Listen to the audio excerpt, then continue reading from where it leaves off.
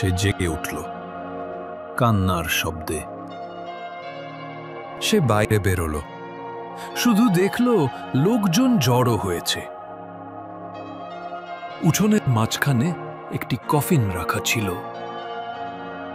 সে কাছে গেল দেখতে কার জানাজা। তার হৃদয় জমে গেল।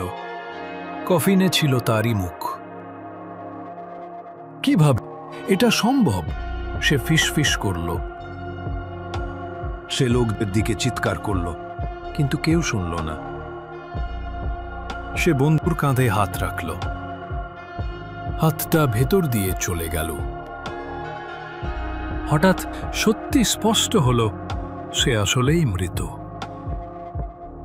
মনে পড়ল দুর্ঘটনা, রক্ত আর নীরবতা। চোখে জল এলো, কিন্তু সেটাও আসল নয়। ইমামের কণ্ঠ ভেসে এলো। মৃতের জন্য দোয়া শুরু হলো। সে দেখল তার মা কাঁদছে, কিন্তু চোখের জল মুছতে পারল না। সে ফিসফিস করল, আমি আছি, আমি আছি। হঠাৎ তার সামনে এক আয়না দেখা দিল। সে তাকল আর দেখল কোনো প্রতিবিম্ব নেই।